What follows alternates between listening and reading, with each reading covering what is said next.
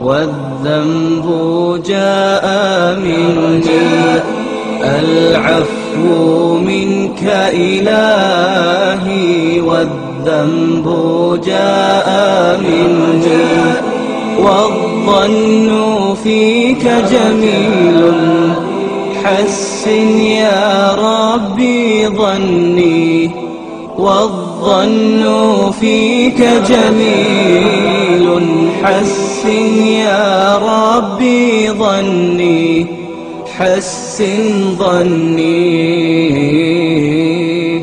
العفو منك إلهي والذنب جاء مني العفو منك إلهي والذنب جاء مني والظن فيك جميل حسن يا ربي ظني والظن فيك جميل حسن يا ربي ظني حسن ظني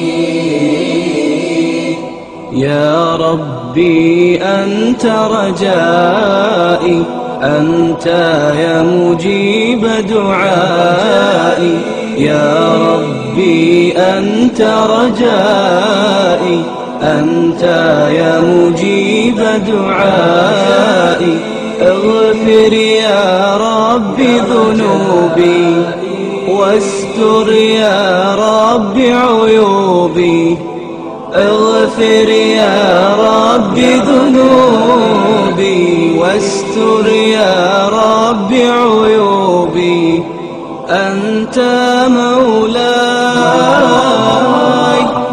ارحمني واعف عني أنت يا معين أعني ارحمني واعف. إن الحمد لله نحمده ونستعينه ونستغفره ونعوذ بالله من شرور أنفسنا ومن سيئات أعمالنا من يهده الله فلا مضل له ومن يضلل فلا هادي له أشهد أن لا إله إلا الله وحده لا شريك له وأشهد أن محمدا عبده ورسوله أما بعد أعوذ بالله من الشيطان الرجيم بسم الله الرحمن الرحيم قل هو الله أحد الله الصمد لم يلد ولم يولد ولم يكن له كفوا أحد.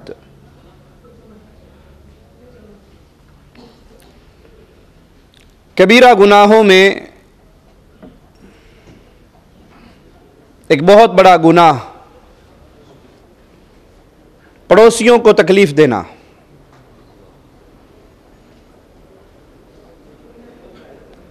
बज़ाहिर ये बीमारी आम है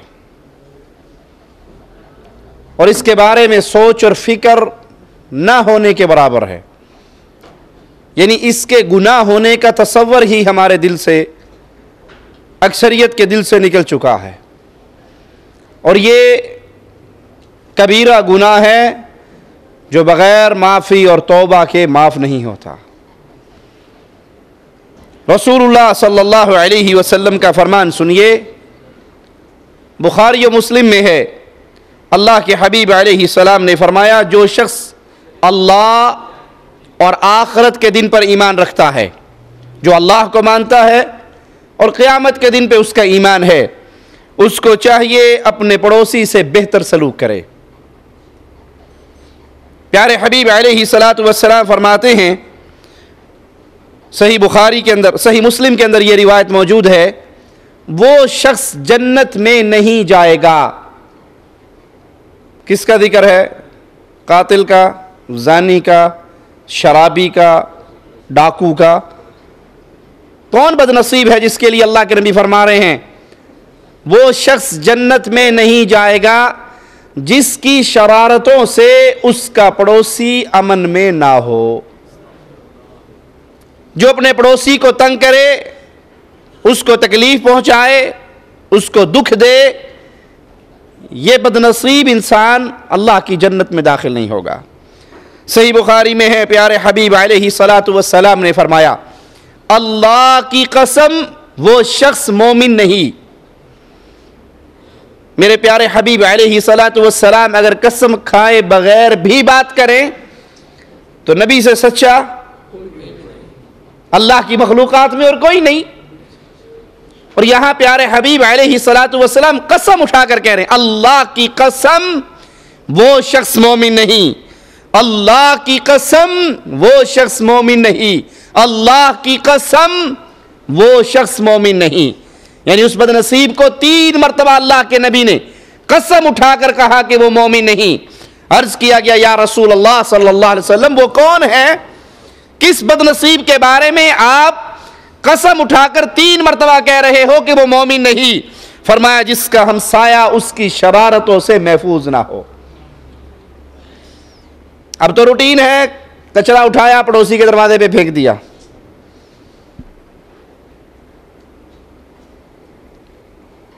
इन्ना लिल्लाहि व इन्ना इलैहि राजिऊन। लोग मकान किराए पर लेने से पहले पड़ोस को देखते हैं कि पड़ोसी कैसे हैं। अच्छा पड़ोसी हो तो मकान लेते हैं, अगर पड़ोसी के बारे में मशहूर हो जाए कि ये अच्छा नहीं है, पता लग जाए, वो मकान ही छोड़ देते हैं। मकान बेच के, सस्ते दामों बेच के भाग जाते हैं।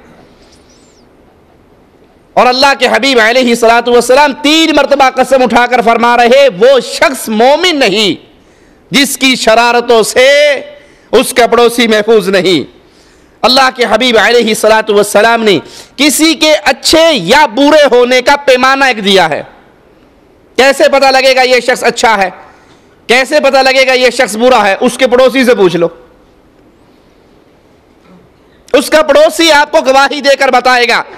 इब्ने माजा में है, इब्ने मसऊद बयान फरमाते हैं रज़ियल्लाहु अन्हु वरदा, एक आदमी ने रसूलुल्लाह सल्लल्लाहु अलैहि वसल्लम से पूछा, ए अल्लाह के हबीब अलैहिस्सलातु वस्सलाम, मुझे अपनी अच्छाई या बुराई का कैसे पता लगेगा?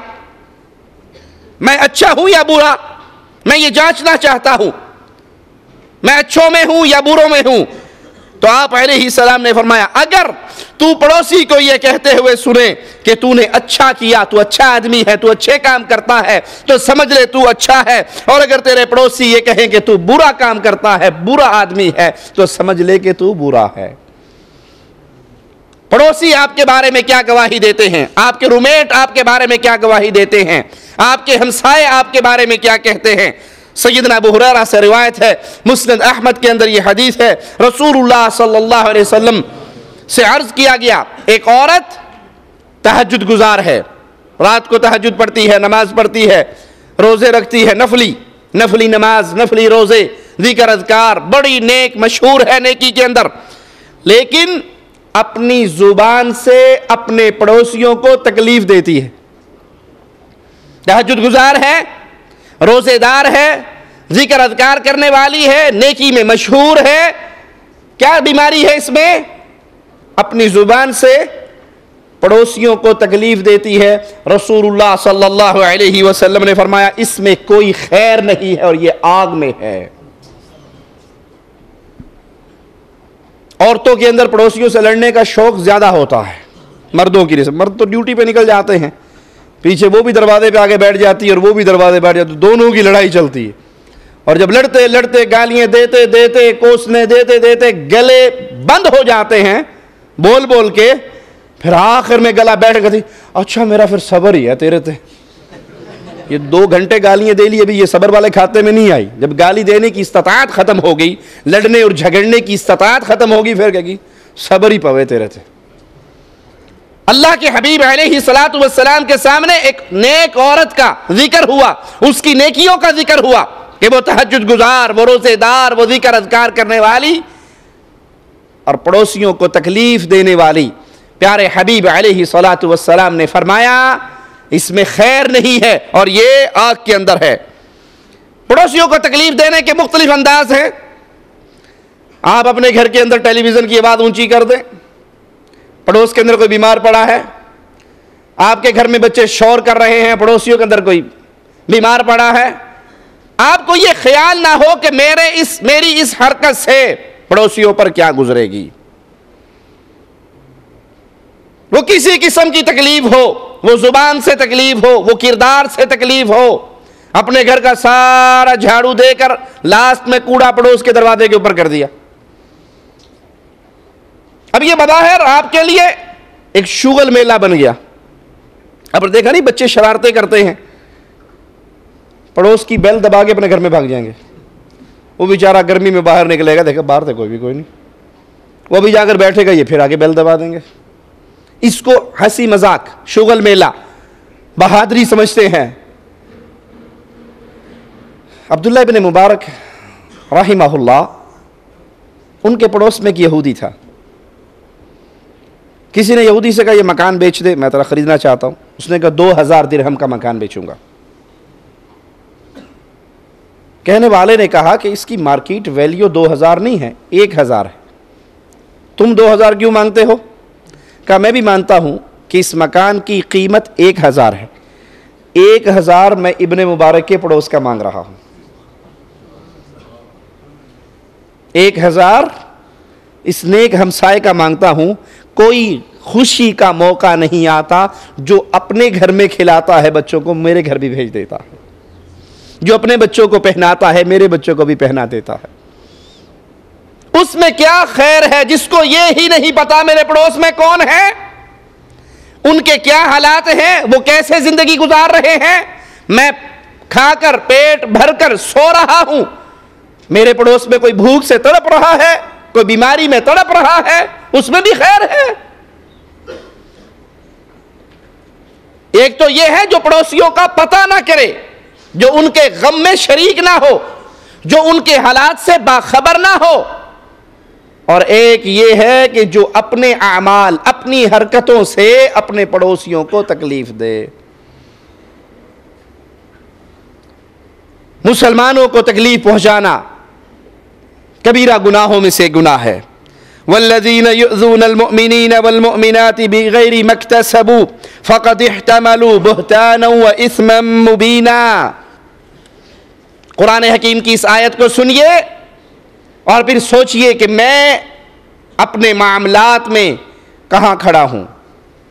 वो लोग जो मोमिन मर्दों और मोमिन औरतों को तकलीफ दें बगैर किसी जुर्म के, मुसलमानों को तकलीफ दें उनके गुनाह के बगैर, किसी ज्यादती का बदला नहीं ले रहे, बगैर किसी जुर्म के, जो इनसे सरजद हुआ हो, और वो भी बड़े ही बहतान और सरी गुनाह का बोझ उठाते हैं, जो मुसलमानों को तकलीफ देते हैं। और जो रसूलुल्लाह सल्लल्लाहु अलैहि वसल्लम पर ईमान लाने वाली सबसे पहली जमात सहाबा को तकलीफ दे, उसका क्या ठिकाना होगा? जो औलिया अल्लाह को ईज़ा पहुंचाए, उनको तकलीफ पहुंचाए, वो किस खाते में जाएंगे? कुरान हकीम एक और अंदाज में तरबियत करता है अहले ईमान की, उन्हें दरस देता है। या अय्युहल्लज़ीना आमनू ला यस्खर कौमुम मिन कौमिन असा अन यकूनू खैरम मिनहुम। ए ईमान वालो, कोई कौम किसी कौम का मजाक ना उड़ाए, हो सकता है जिसका तुम मजाक उड़ा रहे हो वो तुमसे बेहतर हो। हमारे यहां तो पूरी पूरी कौम की गीबतें होती है ना। कोई पठानों के लतीफ़े सुनाने लग जाए तो वो 1 घंटा 2 घंटा पठानों के लतीफ़े सुनाता रहेगा, कोई आराइयों के सुनाता रहेगा, कोई राजपूतों के सुनाता रहेगा, कोई पंजाबियों के, कोई सिंधियों के, पूरी पूरी कौम का मजाक। ये तो पंजाबी है, पंजाबी होते ही ऐसे, ये पाकिस्तानी सारे ही ऐसे होते, ये इंडियन है, इंडियन होते ही ऐसे, ये हैदराबादी मियाँ इनका क्या पूछना, ये तो होते ही ऐसे। अब ये पूरी कौम का मजाक है। आपको तकलीफ एक आदमी से हुई और आपने रगड़ दिया पूरी कौम को, और कुरान मना कर रहा है कोई कौम दूसरी कौम का मजाक ना उड़ाए। हो सकता है तुम रात सोकर गुजारते हो और ये मुसल्ले पर रब को मनाते हुए गुजारता हो। तुम्हारे अमाल और इसके अमाल का किसको खबर है? अल्लाह के दरबार में कौन ज्यादा प्यारा है? वला निसाउम मिन निसाइन असा अन यकुन्न खैरम मिनहुन। और यहां औरतों को अल्लाह ने खास तौर पे अलग जिक्र किया कि कोई औरत किसी औरत का मजाक ना उड़ाए। हो सकता है जिसके खिलाफ तुम जुबान दराजी कर रहे हो, उसको तुम हकीर जान रहे हो, अल्लाह के यहां उसकी इज्जत उसकी शान तुमसे बेहतर हो। वला तलमिजू अनफुसकुम वला तनाबजू बिल अलक़ाब बिअसल इस्मुल फुसूक बअदल ईमान व मन लम यतुब फउलाइका हुमुज़ ज़ालिमून। आप इसमें एक दूसरे को ऐब ना लगाओ, ना किसी को बुरे नाम से याद करो, बुरा लक़ब ना दो। ये भी आप बीमारी है, किसी का उल्टा नाम रख देना, उसका नाम बिगाड़ देना, उसको बुरे नामों से पुकारना, उसके अंदर ऐब तलाश करना। ईमान के बाद गुनाह फिस्क बुरा नाम है, और जो तौबा ना करे वही जालिम लोग हैं। बुखारी और मुस्लिम में है, रसूलुल्लाह सल्लल्लाहु अलैहि वसल्लम ने फरमाया, क़यामत के दिन दर्जे और एतबार में, मकाम और एतबार में सबसे बुरा आदमी वो होगा जिसके शर से बचने के लिए लोग किनारा कर लें। हमारे यहां तो इसको इज्जत समझते हैं ना, बादशाह जहां से गुजर जाते हैं लोग सलाम करके पतली गली पकड़ लेते हैं, चौधरी साहब रगड़ा ना लगा दें, किसी केस में ना फंसा दें। जिसके शर से बचने के लिए पब्लिक उससे दूर हो जाए, उसकी शक्ल देख के रास्ते बदल ले, यह बज़ाहिर दुनिया की निगाह में तो बड़ा कर्रो फर वाला है, बड़ी सलाहियतों वाला है। हकीकत के अंदर प्यारे हबीब जनाब मोहम्मद करीम सल्लल्लाहु अलैहि वसल्लम फरमाते हैं, ये क़यामत के दिन दर्जे के एतबार से बुरा आदमी है जिसकी शरारतों से, जिसके शर से बचने के लिए लोग उसके मुंह ही नहीं लगते। पता लग जाए फला मजलिस में फला आदमी आ रहा है, कहते यार छोड़ो परे, वहां जाके बेइज्जती करवानी, उसने जुबान कौन सी बंद करनी अपनी। इसी तरह कबीरा गुनाहों में से गुनाह मुसलमानों से ताल्लुक तोड़ लेना, कता ताल्लुक करना। सही मुस्लिम में है, रसूलुल्लाह सल्लल्लाहु अलैहि वसल्लम ने फरमाया, पीर और जुमेरात, सोमवार और जुमेरात, इस दिन 2 दिनों में जन्नत के दरवाजे खोल दिए जाते हैं। इसीलिए रसूलुल्लाह सल्लल्लाहु अलैहि वसल्लम इन 2 दिनों में रोज़ा रखा करते थे, पीर के दिन भी और जुमेरात के दिन भी। इन 2 दिनों में जन्नत के दरवाजे खोले जाते हैं। हर उस बंदे के गुनाह माफ कर दिए जाते हैं जिसने अल्लाह के साथ शिरक नहीं किया होता। हर मवाहिद के गुनाह माफ होते हैं। मुशरिक के गुनाह, अल्लाह के साथ शिरक करने वाला, अल्लाह की ज़ात और सिफात और इबादत में किसी और को हिस्सेदार बनाने वाला, इसके गुनाह माफ नहीं होते। और सिवाय उस आदमी के जिसके उसके मुसलमान भाई के साथ कता ताल्लुकी हो, दुश्मनी हो।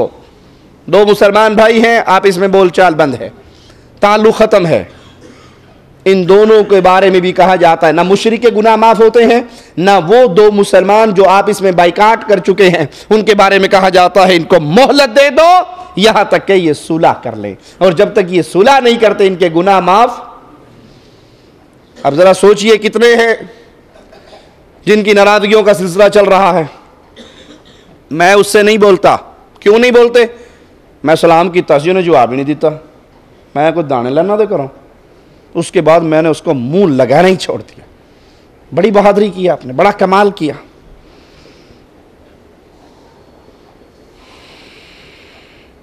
सैयदना उमर गुजरते हैं, सैयदना उस्मान के पास से सलाम कहते हैं।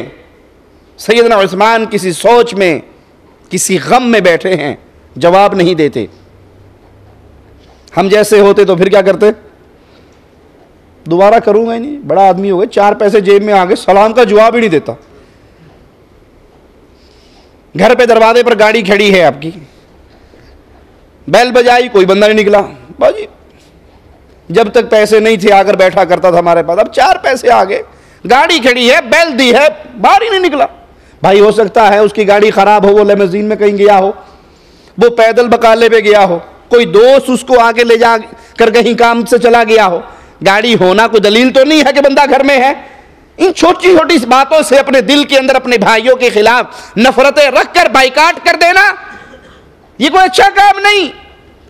सैयदना उमर ने अबू बकर सिद्दीक रज़ियल्लाहु अन्हु के सामने दरख्वास्त पेश की, मैंने अपने भाई को सलाम किया, मेरे भाई ने जवाब नहीं दिया, अगर मुझसे नाराज है तो मैं माफी मांगता हूं। आपने सैयदना उस्मान को बुलाया कि उमर के सलाम का जवाब क्यों नहीं दिया? कहा अमीरुल मोमिनीन मैंने सुना ही नहीं है। सैयदना अबू बकर ने देख लिया कि उस्मान किसी परेशानी, चेहरे से गम टपकता है। कहा तुम किसी सोच में हो? कहा हाँ अमीरुल मोमिनीन एक सोच तो है, और सोच ये है कि रसूलुल्लाह सल्लल्लाहु अलैहि वसल्लम फौत हो गए। आपकी वफात के बाद मेरे दिल में एक सवाल पैदा हुआ है, अब मैं सोचता हूं इसका जवाब कौन देगा। कहा क्या सवाल क्या है? का सवाल ये है क़यामत के दिन जब अल्लाह इंतहाई गुस्से में होगा, गज़ब में होगा, निजात कैसे होगी, बचेंगे कैसे, जहन्नम की आग से कैसे बचेंगे? ये सोच किसकी है? ये सोच उसकी है जिसको एक मजलिस में उसके रसूल ने 8 मरतबा कहा था उस्मान फिल जन्ना। ये सोच उसकी है जिसको बारहा अल्लाह के हबीब अलैहि सलातु वस्सलाम ने जन्नत की खुशखबरी देकर एक मौके पर यह भी कहा था उस्मान बस करो, आज के बाद जो जी में आए करो, अल्लाह ने तेरी जन्नत का मुझसे वादा कर लिया। उसकी सोच है कि नबी फौत हो गए, क़यामत के दिन जहन्नम की आग से बचने का जरिया क्या होगा? अबू बकर सिद्दीक कहते हैं उस्मान ये सोच मेरे दिल में मुस्तफ़ा की जिंदगी में आई थी और मैंने पूछ लिया था, और प्यारे हबीब ने जवाब दे दिया था कि वो कलीमा ला इलाहा इल्लल्लाह जो मैंने अपने चचा अबू तालिब पर पेश किया था, अगर वो इसको पढ़ लेता ये उसके लिए निजात हो जाती। अबू दाऊद में है रसूलुल्लाह सल्लल्लाहु अलैहि वसल्लम ने फरमाया किसी मुसलमान के लिए जायज नहीं कि वो 3 दिन से ज्यादा अपने भाई से कता ताल्लुक करे, 3 दिन से ज्यादा बोलचाल बंद करे, बाइकाट करे, उसका मुंह देख के इधर मुंह कर ले, उसके सलाम का जवाब ना दे, वो हाथ आगे बढ़ाए सलाम करने के लिए तो इधर हो जाए। किसी मुसलमान के लिए जायज नहीं कि वो 3 दिन से ज्यादा ताल्लुक खत्म करे। और अगर ऐसे करे, अगर कोई 3 दिन से ज्यादा मुसलमान भाई, कलमा गो मुसलमान मवाहिद, उससे कदा ताल्लुक करता है और इसी हालत में उसकी मौत आ जाती है तो यह जहन्नम में जाएगा। हमारे यहां तो इसको गैरत समझा जाता है ना, बहादुरी समझा जाता है जी, बड़ा गैरतमंद है जी, बड़ा गैरतमंद है, फला ने इसके साथ फला वक़्त ये बात की थी, ये नहीं भूलता, इसे याद है। अब वो नाक से लकीरें भी निकाले तो ये उसके सलाम का जवाब नहीं देता, इसकी बड़ी गैरत है। ये गुनाह पर गैरत है, ईमान पे गैरत नहीं है। अगर कोई शख्स 3 दिन से ज्यादा मुसलमान भाई से ताल्लुक तोड़ता है और प्यारे हबीब मोहम्मद करीम फरमा रहे हैं सल्लल्लाहु अलैहि वसल्लम इसी हालत में मौत आ जाती है तो मुसलमान से ताल्लुक तोड़ने वाला जहन्नम में जाएगा। अबू दाऊद में है प्यारे हबीब अलैहि सलातु वस्सलाम का फरमान, जरा सुनिए। आप किसी से पूछें, आप किसी से सवाल करें कि आपने कितने कत्ल किए हैं, और वो शरीफ आदमी हो, दीनदार आदमी हो, बादशाह आदमी हो, तो उसको गुस्सा नहीं आएगा? तो कहेगा मुझे कातिल समझा है आपने, मुझसे सवाल करते हो, मैं शरीफ बंदा हूं, नेक बंदा हूं, सादा सा आदमी हूं, किसी से लड़ाई नहीं, किसी से झगड़ा नहीं। आइए एक खुफिया कत्ल हदीस हमें बताती है वो क्या है।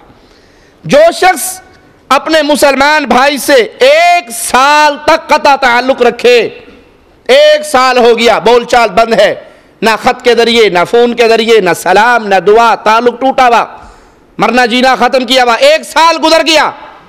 रसूल करीम सल्लल्लाहु अलैहि वसल्लम फरमाते हैं किसी मुसलमान भाई से 1 साल तक कता ताल्लुक कर लेना गोया उसको कत्ल कर देने के बराबर है। और यहां दोस्तों दोस्त लोग माँ बाप से साल साल गुजर जाते हैं। मेरी माँ ने फला वक़्त मेरी बीवी को ये कहा था, मेरे बाप ने फला वक़्त मेरी बीवी को ये कहा था। तूने बीवी के पेट से जन्म लिया है या मां के पेट से जन्म लिया है?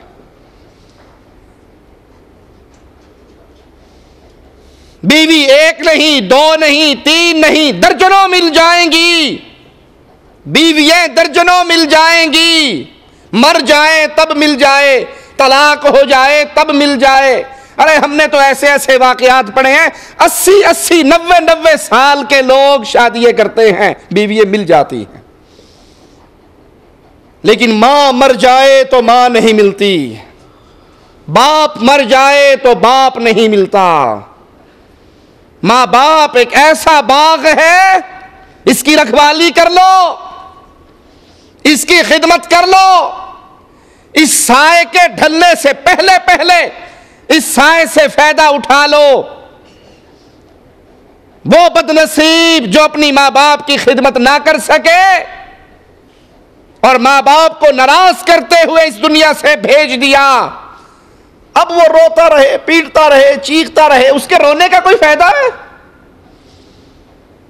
बीवियों के पीछे लग के, दोस्तों के पीछे लग के, रिश्तेदारों के पीछे लग के मां बाप से ताल्लुक तोड़ लेने वाला बदनसीब इंसान है।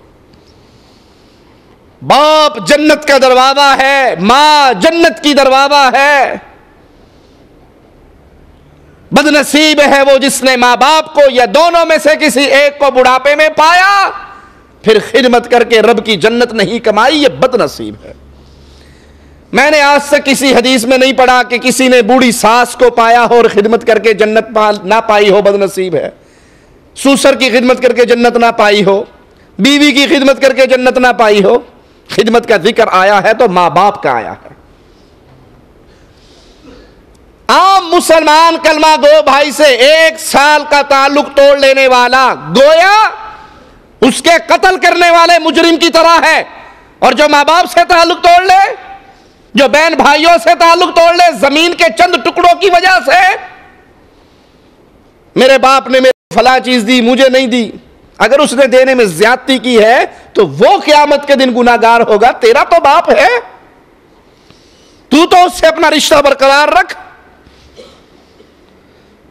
हां, अगर कता ताल्लुक का सबब अल्लाह का दीन है, अगर ताल्लुक तोड़ने का सबब ला इलाहा इल्लल्लाह है, तो इस पर गुनाह नहीं है, बल्कि यह तो अल्लाह की मोहब्बत का एक जरिया है। बाप कहता है कि शिर्क करो, मां कहती है कि शिर्क करो, कब्रों पे सजदे करो, कब्रों का तवाफ करो, 11वीं का खत्म दिलवाओ, उर्स और मेलों पे जाओ, शिरकिया आमाल करो। तो मां बाप हो या रिश्तेदार हो या अजीज हो, उनकी ये बात तस्लीम नहीं करनी। लेकिन मेरा जुमला याद रखना, मां बाप खिलाफ शरीयत हुक्म दे नहीं मानना, उसके बावजूद न मां के साथ बदतमीजी जायज है, न बाप के साथ ऊंची आवाज से बोलना जायज है। अगरचे आपके मां बाप यहूदी हो, ईसाई हो, हिंदू हो, मजूसी हो, काफिर हो, अल्लाह के दुश्मन हो, लेकिन एक हक मां बाप का बाकी रहेगा। न मां के साथ बदतमीजी कर सकते हो, जुबान दराजी कर सकते हो, ऊंची आवाज में बोल सकते हो, न बाप की बेइज्जती कर सकते हो। कुछ लोग जोश में आके दीन की गैरत खा के, मेरा बाप कब्रों पे जाता है तो मेरी उससे लड़ाई रहती है। कब्रों पे जाने से रोकिए बाप को। अगर वो कब्रों पे सजदे करने जाता है, अगर वो कब्रों का तवाफ करने जाता है, अगर वो मुर्दों को मुश्किल कुशा समझ के पुकारता है, कायनात में नेकियों में सबसे बड़ी नेकी मां बाप के साथ ये है। अगर वो शिर्क पर है, बिदआत पर है, तो उन्हें तौहीद के रास्ते पे चलाने की कोशिश करो। लेकिन अगर वो ना चले, अगर वो ना माने, अगर वो आपकी दावत को ठुकराए, तो क्या उनसे लड़ना है? क्या उनके साथ आवाज ऊंची करनी है? क्या उनके साथ बदतमीजी करनी है? क्या उनके खर्चे बंद करने हैं? खिदमत वाला हाथ उठाना है? अगर वो काफिर भी है तब भी उनकी खिदमत आप पे वाजिब है। अगर वो मुशरिक भी है तब भी उनकी खिदमत आप पर वाजिब है। सारे हक खत्म हो जाए, बाप का हक तो रहेगा, मां का हक तो रहेगा। जिस इंसान की तबीयत में सख्ती हो, जुबान में सख्ती हो, तबीयत सख्त रखने वाला, जुबान सख्त रखने वाला कबीरा गुनाह का इर्तिकाब करता है। अबू दाऊद में है, रसूलुल्लाह सल्लल्लाहु अलैहि वसल्लम ने फरमाया, सख्त कलाम करने वाला, सख्त तबीयत वाला, झगड़ालू आदमी जन्नत में दाखिल नहीं होगा। जिसके अंदर अल्लाह का डर पैदा हो जाए, उसकी तबीयत में नरमी आ जाती है। उसे कोई तकलीफ दे भी दे तो वो उसको दुआएं देता है, माफी मांगने पे माफ कर देता है। और जो अड़ियल मिजाज बंदा हो, अक्खड़ मिजाज बंदा हो, बंदा गुजरता हुआ 1 मीटर छोड़ गुजरता है, यानी मोढ़ा भी लाग गया ने चंड मार देनी। अब वो अपने आप के अंदर अपने आप को बहुत कुछ समझता है, मैं जान है, कोई देखे से मैं उसको डिल्ली निकाल दूंगा, कोई उंगली उठाए मैं काट दूंगा। अब बज़ाहिर ये बहुत बड़ा बन रहा है, ये बड़ा बहादुर बन रहा है, ये माशरे के अंदर बड़ा अकड़ के चलता है कि मेरी हैबत ऐसी है, कोई मुझसे ऊंची आवाज में बात नहीं करता, कोई मेरी तरफ घूर के नहीं देखता, कोई मुझे उंगली के इशारे से नहीं बुलाता। बादशाह हैबत इतनी है, डर मेरा इतना है, लोग मेरी तबीयत को जानते हैं, मैं चल रहा होता हूं रास्ता छोड़ के साइडों से भी गुजरते हैं। आप इसको अपने लिए शरफ समझ रहे हो, अपनी झगड़ालू तबीयत को, अपनी सख्त तबीयत को, अपनी सख्त जुबान को, और रसूलुल्लाह सल्लल्लाहु अलैहि वसल्लम गवाही दे रहे हैं कि झगड़ालू आदमी, सख्त गो आदमी, सख्त तबीयत वाला आदमी जन्नत में दाखिल ही नहीं होगा। एक तो है आपकी सख्ती अल्लाह की शरीयत के लिए, ये तो मबरूक है, मुबारक हो आपको, खुशखबरी है आपके लिए कि आप में ईमान की गैरत है। अल्लाह के दीन के खिलाफ होने वाले किसी अमल को आप बर्दाश्त नहीं करते, हाथ जुबान से रोकने की ताकत अल्लाह दे तो रोक देते हो, इस गैरत पे आपको मुबारक हो। लेकिन अपने जाती मामलात के अंदर अगर आपकी तबीयत झगड़ालू, लड़ाई पसंद करने वाली, बदतमीजी करने वाली, जुबान दराजी करने वाली है, तो फिर अपनी इस्लाह कीजिए कि यह बीमारी आपके अंदर बहुत गंदी बीमारी है। रसूलुल्लाह सल्लल्लाहु अलैहि वसल्लम अपनी जात के लिए कभी किसी से इंतकाम न लेने वाले।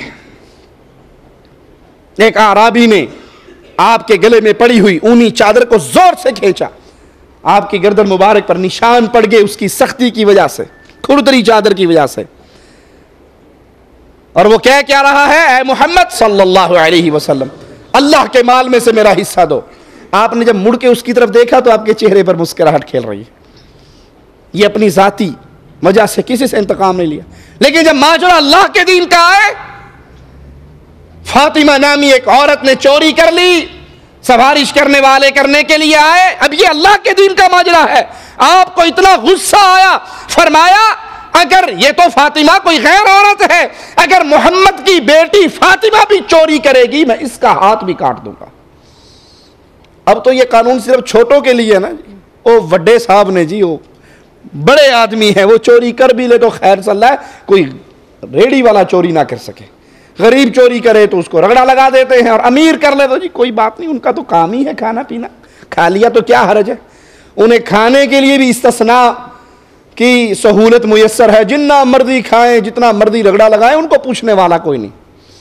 रसूल करीम सल्लल्लाहु अलैहि वसल्लम ने इसी फरमान में, इसी मौके पर फरमाया, पिछली कौमों की हलाकत की वजह यह थी जब बड़ा आदमी गुनाह करता उस पर हद कायम ना होती, और जब गरीब आदमी, कमजोर आदमी कोई गुनाह कर लेता उस पर हद कायम हो जाती। आप देखते नहीं दरख्तों को फल लग जाए, आम का बूटा देख लें, आम के जब फल लग जाते हैं वो झुकता है नहीं झुकता, झुक जाता है। और आपने कभी देखा है सफेदे का बूटा, वो झुका होता है या टोंड मोंड सीधा? सफेदे के बूटे पे हदवाना लगता है, कोई फल लगता है, तरबूज लगता है, खरबूजा लगता है, आम लगता है, सेब लगते हैं, अखरोट लगते हैं, टोंड मोंड कुछ भी नहीं, सीधे तो जा रहे हैं, उसको फल नहीं लगा इसलिए वो झुका नहीं है। आम को फल लगता है झुक जाता है, बेरी को बेर लगते हैं झुक जाती है। जिसके अंदर ईमान का फल आ जाता है वो झुक जाता है, और जिसके अंदर निफाक और कुफर का सरिया हो उसकी गर्दन अकड़ी भी रहती है, वो झुकती नहीं है। और ये ना झुकने वाली, लड़ने वाली, झगड़ने वाली ये तबीयत अहले ईमान के यहां दीन इस्लाम में, शरीयत मोहम्मदिया में पसंदीदा हरकत नहीं है। सही बुखारी में है, रसूलुल्लाह सल्लल्लाहु अलैहि वसल्लम ने फरमाया, मैं तुमको अहले जन्नत की खबर ना दूं, अहले जन्नत के मुतालिक ना बताऊं, हर ज़ईफ इंसान जिसे लोग हकीर समझे, लेकिन अगर ये हकीर, ये ज़ईफ अल्लाह पर कसम उठा ले कि अल्लाह कसम है तुझे ये काम कर दे, अल्लाह इसकी कसम की भी लाज रख लेता है। लोगों के यहां वो हकीर है, ना उसके पास गाड़ी है, ना उसके पास बंगला है, ना उसके पास कोठी है, माड़ा जा बंदा, लोगों के यहां ये हकीर है। लेकिन ये दीन तौहीद पर है, अकीदे को तस्लीम करता है, ईमान की रूह इसके अंदर मौजूद है, दुनिया की कर्रो फर नहीं है। ये ईमान और अकीदा, ये तौहीद, ये नमाज, ये अल्लाह से ताल्लुक उसको जन्नत में पहुंचा देगा। फरमाया तुम्हें जहन्नमियों की खबर ना दूं? कहा अल्लाह के नबी जरूर दीजिए। फरमाया जहन्नमी हर झगड़ालू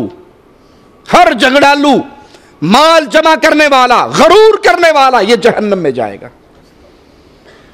झगड़ालू आदमी, लड़ाई झगड़े की तबीयत वाला, मासी जी किसी को लैके नहीं खाते, सानू कोई एक गल करे 5 सुनाने अगों।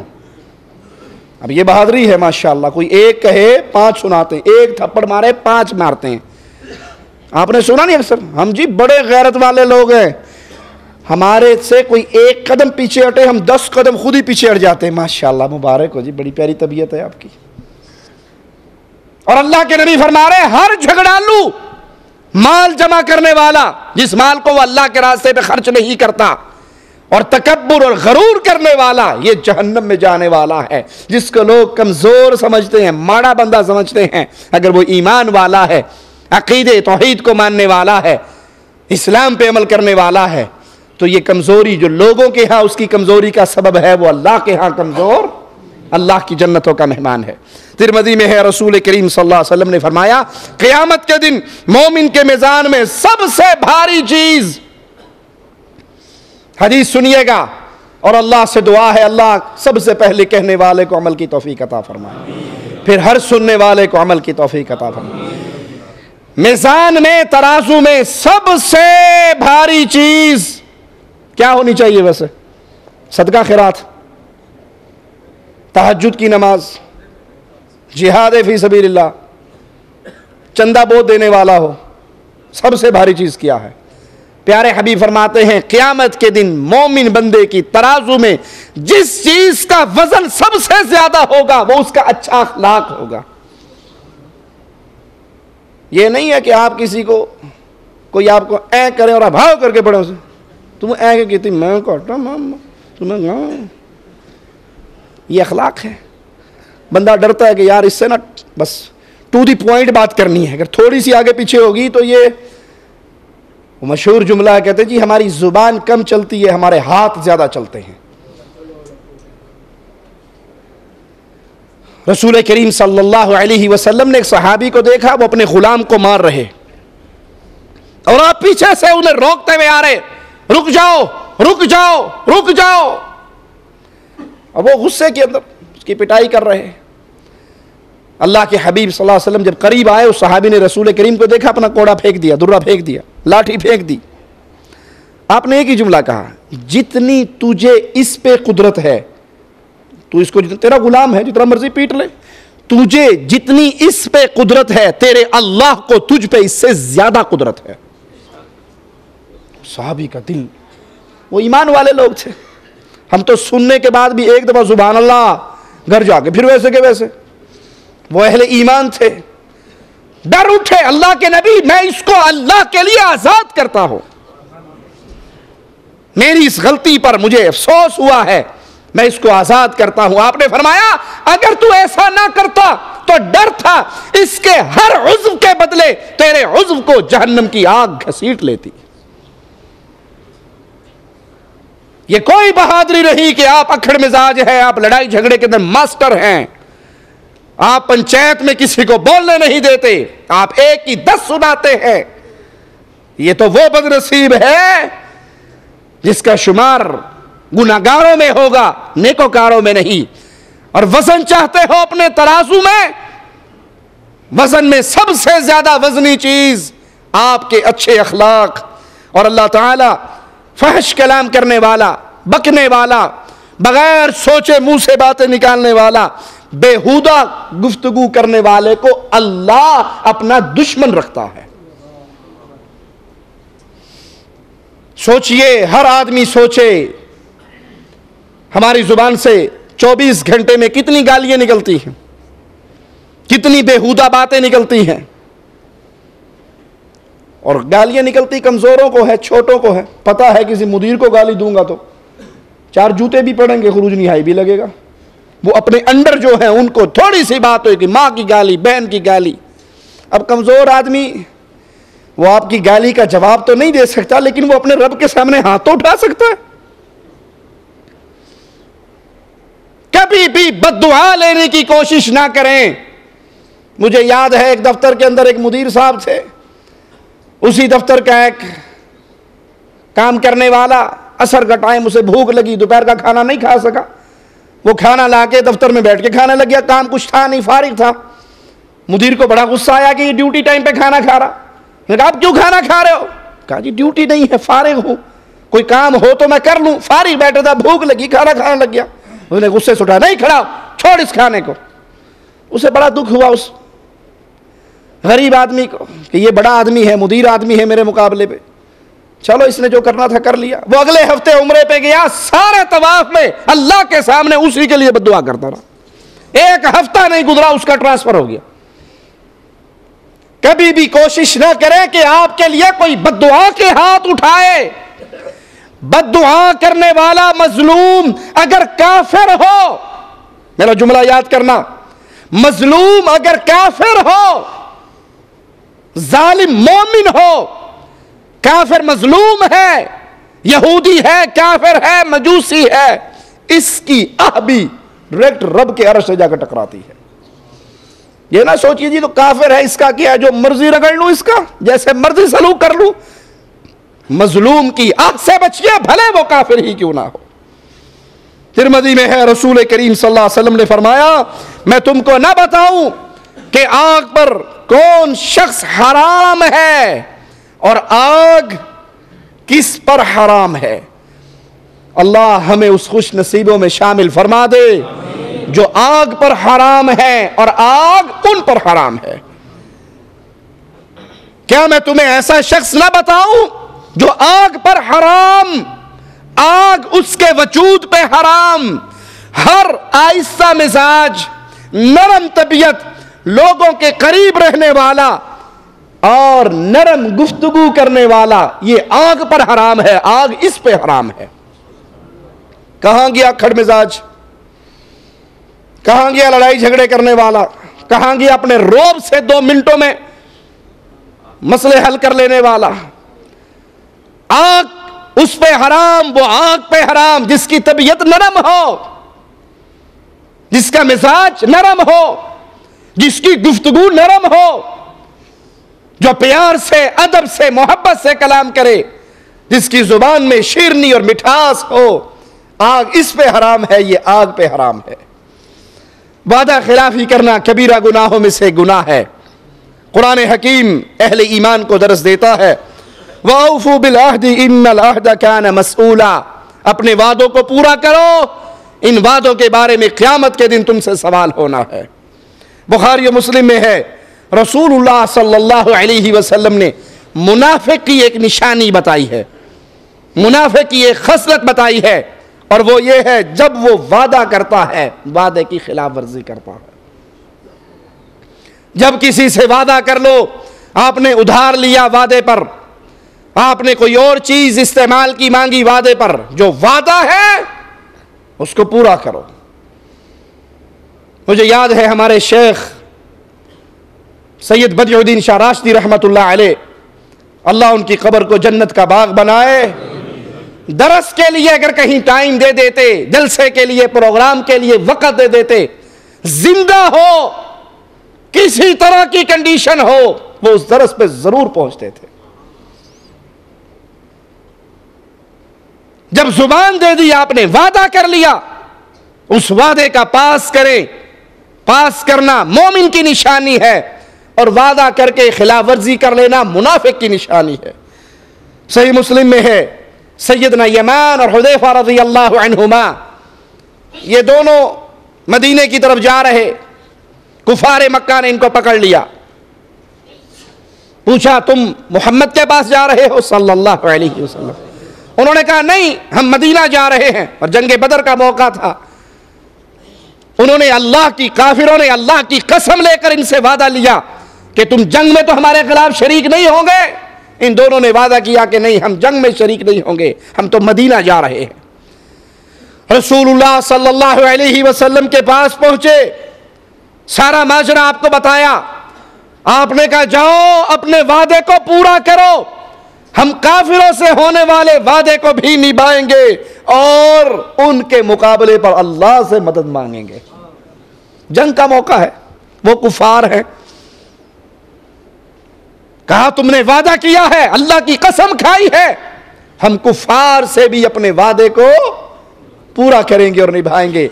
दो बंदे लड़ाई में कम हो गए, हम पहले ही आदत छोड़े हैं, लेकिन हम अपनी इस लड़ाई के अंदर मदद अपने अल्लाह से मांगेंगे। मुसलमान की तरफ असलहे से इशारा करना गुनाह कबीरा है, बड़ा गुनाह है।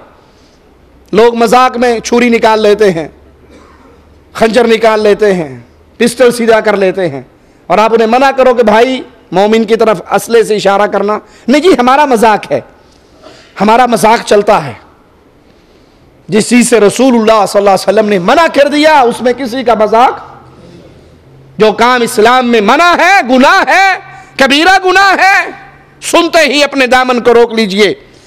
अल्लाह के हबीब अलैहिस्सलाम ने फरमाया, सही मुस्लिम में यह रिवायत है, जिस इंसान ने अपने भाई की तरफ लोहे के हथियार से इशारा किया, फरिश्ते इस पर लानत करते हैं। जो अपने भाई पर लोहे के हथियार से इशारा करे,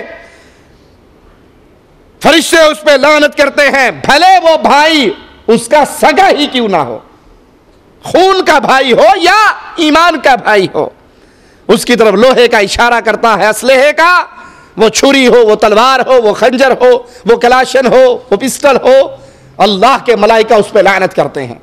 इस हदीस की वजाहत दूसरी रिवायत के अंदर है, और वो ये कि तुम में से किसी को मालूम नहीं, हो सकता है शैतान उसके हाथ से वो असलहा लेकर चला दे। तुम तो मजाक कर रहे हो, लेकिन शैतान उस असलहे के चलाने का सबब बन जाए, और जिसके हाथ से वो चला है वो कत्ल के जुर्म में जहन्नम में चला जाए। दीन इस्लाम की तालीमात हिकमतों से भरी हुई है। अपने दामन को रोकिए, अपने इस गुनाह से बाज आइए। आपके हाथ में नहीं है, आपके इख्तियार में नहीं है, पता नहीं वो शैतान आपके हाथ से उस असलहे को लेकर इस्तेमाल करे और कत्ल के जुर्म में वो इंसान जहन्नम रसीदा हो जाए। कबीरा गुनाहों में से एक बहुत बड़ा गुनाह यतीम का माल खाना। यतीम माशरे का मजबूर हिस्सा है। एक तो उसका बाप मर गया, उसके सर का सहारा, वो छोटी सी उम्र के अंदर बाप के बगैर इस दुनिया में रह रहा है। अब वो अपने माल के अंदर तसर्रुफ नहीं कर सकता, बच्चा है, छोटा है, नाबालिग है। वो कितने बड़े मुजरिम हैं जो यतीम का माल खाने के लिए पहुंच जाते। यतीम का माल खाने के कई तरीके हैं। कुछ तो ऐसे जालिम चचा और ताया होते हैं, रिश्तेदार होते हैं, जो भाई के फौत होते ही भाई के सारे माल पे कब्जा करके यतीम भतीजों भांजों को महरूम कर देते हैं। एक तो यह तरीका है जुल्म का, और कुछ इस्लाम की चादर में चोरी करने के लिए, यतीम का माल खाने के लिए चोला इस्लाम का पहन लेते हैं और यतीम के घर पहुंच जाते हैं। तेरा प्यो मर गया है? हाँ जी मौलवी साहब जान रात फौत हो गई। पहले दिन के ख़त्म की तैयारी करो। अब पहले तो उसका बाप मर गया है, 10 बकरे ला के देगे चढ़ाकर मौलवी का पेट भी भरेगा। अब वो पहले दिन का ख़त्म, तीसरे का ख़त्म, 7वें का ख़त्म, 9वें का ख़त्म, 10वें का ख़त्म, 40वें का ख़त्म, कुल शरीफ, बरसी शरीफ, अल्लाह करे कितने कोई और मर जाएगा, मौलवी का काम चलता रहेगा। याद कर लीजिए मेरे इन जुमलों को, कड़वे होंगे, माफ कर देना, नहीं करोगे, मैंने चंदा तो कभी मांगा नहीं आपसे। ये मौलवियों के घरों में, यतीमों के घरों में आकर खाने के ढोंग हैं। तीजा, नावा, 10वां, 7वां, 40वां, कुल, बरसी, ये सारे तरीके मेड इन इंडिया हैं, मेड इन पाकिस्तान हैं। हिंदुओं से रस्में ली हुई जो चोला इस्लाम का पहनाकर मुसलमानों के घर पहुंच गए। कोई एहसान सवाब के नाम पे खाता है, कोई कुरान खानी के नाम पे खाता है, कोई पहले लड़ाई में भेज के मरवा लेते हैं अपने नौजवानों को, और फिर खुद ही वसीयतें लिख के मुजल्लों में छाप लेते हैं और अपने कारिंदों को भेज देते हैं, मुबारक हो आपका बेटा शहीद हो गया है, जन्नत में उसकी हूरों से शादी हो रही है, ये उसने वसीयत की है कि जो हमारी जायदाद में कोई हिस्सा है, कोई माल है, वो भी सारा हमारे नाम लगा दो। किसी ने खाने का ढोंग किसी तरह बना लिया, किसी ने खाने का ढोंग किसी तरह बना लिया। इसका इस्लाम से कोई रिश्ता नहीं, ना तीजे का, ना सातवें का, ना 40वें का, ना इन झूठी वसीयतों का कि जो जमीन बाकी बची है वो भी हमें दे दो। अल्लाह के हबीब अलैहिस्सलाम ने किसी के घर में जाके ऐसी खुशखबरी नहीं सुनाई कि तुम्हारे बेटे की हूरों से शादी हो गई, अब जो कुछ बचा है वो सब हमें दे दो। एक तो बच्चा मर गया, ऊपर से माल भी खा गए। आइए कुरान हकीम बयान फरमाता है, इन्नल्लज़ीना याकुलूना अम्वालल यतामा जुल्मन, जो यतीमों का माल खाता है जुल्म के साथ, बेइंसाफी के साथ, ज्यादती के साथ, इन्नमा याकुलूना फी बुतूनिहिम नारा, ये साले सवाब के नाम पे खाएं, ये तीजे सातवें नामे 10वें 40वें के नाम पे खाएं, ये कुल और रस्म चहलम के नाम पे खाएं, ये बरसी के नाम पे खाएं, ये मरने के बाद हूरों से शादी करवा के झूठी वसीयतों के नाम पे खाएं। कुरान बताता है, इन्नमा याकुलूना फी बुतूनिहिम नारा, ये अपने पेट में माल नहीं भर रहे, जहन्नम के अंगारे भर रहे हैं। वसयस्लौना सईरा, आज तो खा लो तुम, यतीमों का माल खा लो, बेवाओं का माल खा लो, मिस्कीनों का माल खा लो, लेकिन अनकरीब तुम्हें अल्लाह दोज़ख के हवाले करेगा। यतीम के साथ अच्छा सलूक कीजिए, उसका ख्याल कीजिए, लेकिन उसका माल नाजायज तरीकों से ना खाइए। सही मुस्लिम में है, अल्लाह के हबीब ने फरमाया, यतीम की कफालत करने वाला, यतीम का करीबी हो या गैर हो, वो भतीजा यतीम हो, वो भांजा यतीम हो या गैर खानदान का यतीम हो, जो भी यतीम की कफालत करता है जन्नत में वो मेरे साथ इस तरह होगा। अल्लाह के हबीब सल्लल्लाहु अलैहि वसल्लम इन 2 उंगलियों से इशारा करके फरमाया, यतीम की कफालत करने वाला जन्नत में मेरा इस तरह साथी बनेगा। और जो यतीम का माल खा जाए, जो यतीम के घर में हर जुमेरात को गेड़ा मारे, रूहें आती हैं, तेरे अब्बे की रूहें आनी है, मुर्गे पका के रखना। मौली साहब, रूह मेरे अब्बा की आती है, मुर्गा तुम खा जाते हो, ओनू की लब्द है, कहता वो खा पी के बाद में मैं उससे मामला सेट कर लेता हूं। ये धोखेबाज है, ये फराडिया है, ये जालिम है, ये यतीम का माल खाने वाला है। बुखारी और मुस्लिम में है, रसूलुल्लाह सल्लल्लाहु अलैहि वसल्लम ने फरमाया, बेवा औरतों, मिस्कीन लोगों की खबरगिरी करने वाला, माशरे के मजबूर लोगों की खबरगिरी करने वाला, अल्लाह की राह में जिहाद करने वाले के बराबर है। कोई बेवा हो जाए, उसका कोई वाली वारिस नहीं, कोई पूछने वाला नहीं, कोई मिस्कीन है, उसका कोई पता करने वाला नहीं, जो उसकी खबरगिरी करता है, उनके घर में खाने पहुंचाता है, वो गोया ऐसे है जैसे अल्लाह के रास्ते में जिहाद कर रहा है। इस क़याम करने वाले की तरह है जो सारी रात सुस्ती नहीं करता, बेवा का ख्याल रखने वाला, मिस्कीनों का ख्याल रखने वाला मुजाहिद की तरह है, या उस क़याम करने वाले की तरह है जो अपने क़याम में सुस्ती नहीं करता, और उस रोजा रखने वाले की तरह है जो रोजा रखने में अफ्तारी नहीं करता, मुस्तकिल रोजे रखता है। इसकी हिम्मत है मुस्तकिल रोजे रखना। लेकिन जो इतनी मेहनत का काम करे, जिहाद फी सबीलिल्लाह, रातों का क़याम, दिन के रोजे, ये 3 अजर सवाब मिल सकते हैं यतीमों, बेवाओं, मिस्कीनों की खबरगिरी करके। सही बुखारी में है, रसूलुल्लाह सल्लल्लाहु अलैहि वसल्लम ने फरमाया, अल्लाह ताला ने जिस किसी को उसकी निगरानी में कुछ लोग अता किए हैं, रैयत है उसकी, रियाया है उसकी, वो इस हाल में मरे कि अपने कमजोरों को, अपनी रियाया को धोखा देने वाला हो, तो अल्लाह इस पर जन्नत को हराम कर देता है।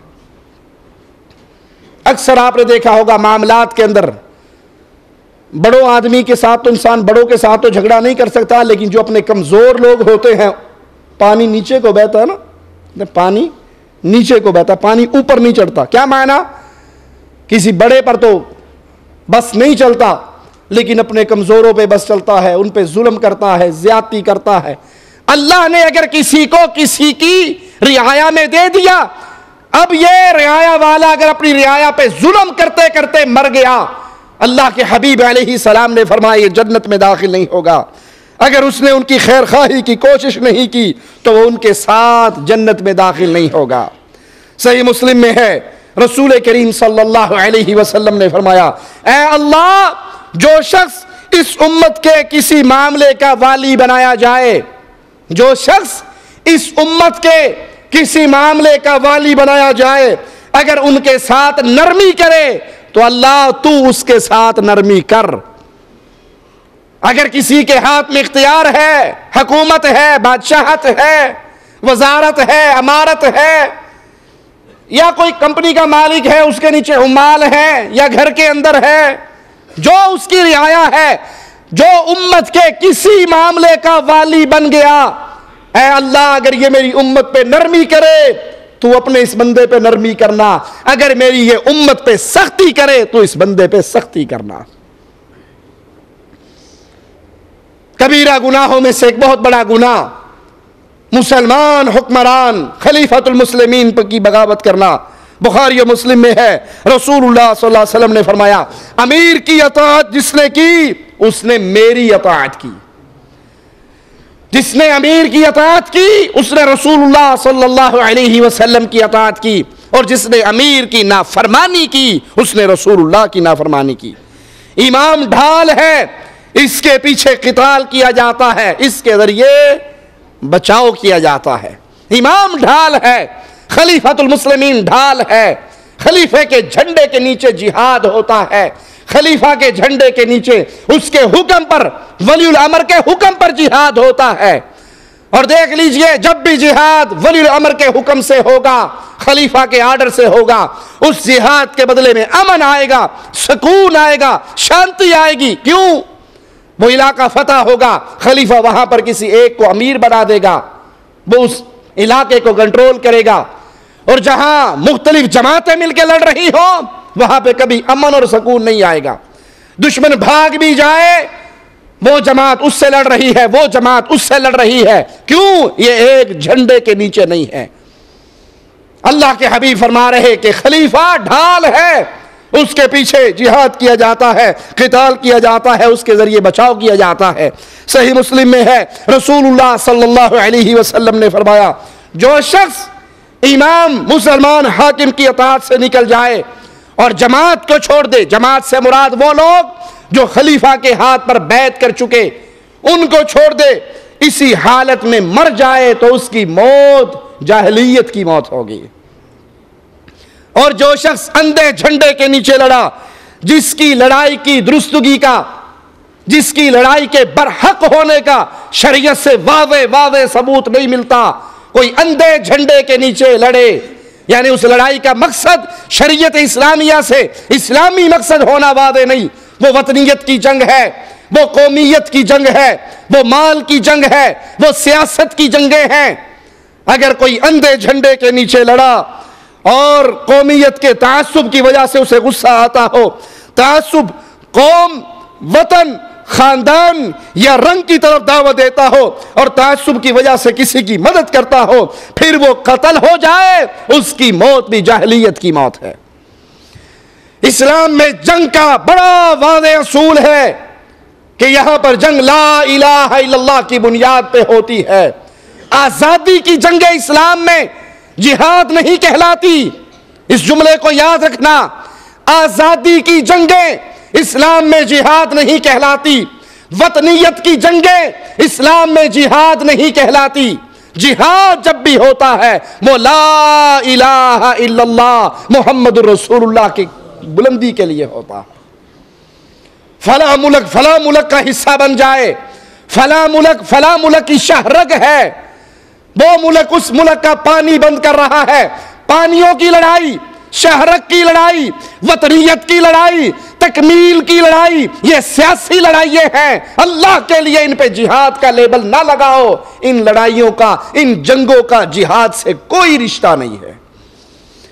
जिहाद जब भी होता है इस शर्त पर कि ला इलाहा इल्लल्लाह, तौहीद, मोहम्मद करीम की रिसालत ये गालिबानी है। लोगों की गर्दनें लोगों के सामने झुकी है, इनको उठाकर अल्लाह के सामने झुकाना है। और इन जंगों में राफजी भी आपके गले में हाथ डाल दें, कब्र परस्त भी आपके साथी बन जाए, जिन जंगों में वतन परस्त भी आपके बाजू बन जाए, कौम परस्त भी आपके भाई बन जाए, अल्लाह और उसके रसूल के दुश्मन, सहाबा किराम के दुश्मन भी आपके भाई बन जाएं, जिन जंगों के लिए आपको दरबारों पे जाकर गद्दी नशीनों के झुरमटों में खिताब करना पड़ जाए और दरबारों पे आकर इज्तिमा करने पड़ जाए, मिज़ार कायद पे मेले जिहादी लगाने पड़ जाए, ये सियासी जंगें हैं, इनका जिहाद जैसे मुबारक अमल से दूर का रिश्ता भी नहीं है। जो अंधे झंडे के नीचे लड़ा वो जहलियत की मौत मरा,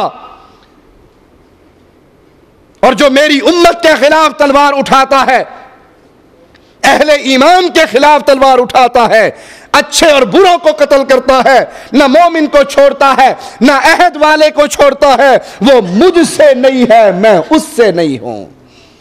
जो अहले ईमान को मारे या मुसलमान मुल्कों में जो पनाह लेकर कुफार इस्लामी स्टेट से, मुसलमान हुकूमत से अहदो पैमान लेकर रह रहे हैं, इनको मारे, अल्लाह के हबीब फरमाते हैं ना वो मुझसे है ना मैं उससे हूं।